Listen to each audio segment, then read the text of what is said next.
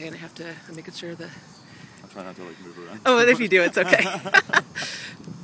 So this is Hope again from Indy Theater Habit, and I'm talking to one of the creator performers. Dan, please introduce yourself to my viewers. Hi, I'm Dan Bernitt. I'm doing the show Swan Balloon at Indy Fringe. And which venue are you at? I'm at the Phoenix. At the Phoenix. Yeah. And please, I loved your show. I've already seen it, but please tell my viewers a little bit about what it is. What Swan you do. Balloon is a fairy tale that I've been working on the past few months. It's about this swan and this balloon, and they become best friends, and then one day the balloon floats away, and the swan tries to get her friend back. So it follows her on her journeys throughout her friends in the forest to try to get back her friend. And it's very different from your previous two Indy Fringe shows. So I'm curious, what prompted this particular piece? It was actually one of my professors. I'm a student at the New School for Drama in New York City, and he saw that I was bringing in a bunch of scenes about gay men or homophobia or sexuality, pretty much things having to do with sexuality, and he was like, don't write about that, write about something different. So he was like, I want you to write a children's play so that you still address the same issues that you address within your other work, but have things that don't have anything to do with sexual organs.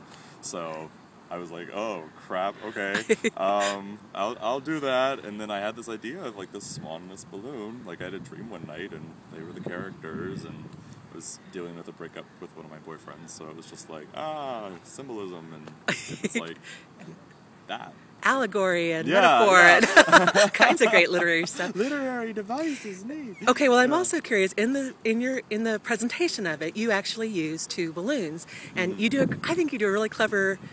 You're really clever the way you handle them. Have you ever done this piece where one of them popped? And if so, how did you handle it? That happened in the rehearsal. Like I was playing with the balloons, and then I have a piece of tape on the stand because I have to like be sparrows at the same time that these balloons are going on, and like I finished that one scene and I pulled the balloon off the stand and I was pulling the tape off.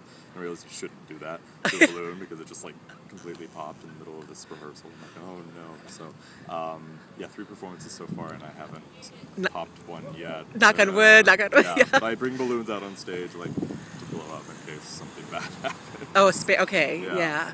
Under my chair. Well, another thing that delighted me and that I was curious about were the voices. This is a staged reading. It's right. Like, it's not really, you're not reading a play aloud where you read the scene directions and stuff. It's a story, but you have all these different voices. Mm-hmm. How did you develop the different... Where did the squirrel come from? Well, the squirrel came from my friend Dara, and we were reading this play in class, and all the other playwrights in the school, like we all sit together in our conference room and we read the plays that we bring in. So I was bringing the pages in of all this, and the people around the table were all coming up with like their own voices for reading this.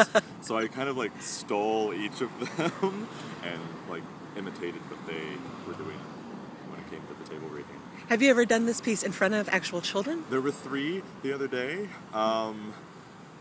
Yeah, I'm realizing that it's not a children's play. It's really not. No, I didn't think it was. No, I mean it's a fairy tale, but for adults. Yeah, yep. For adults, but it's really not a children's play. So future marketing will not say kid-friendly because it's not anti-kid, but it's just really for adult sensibilities, I think. Yeah. Right.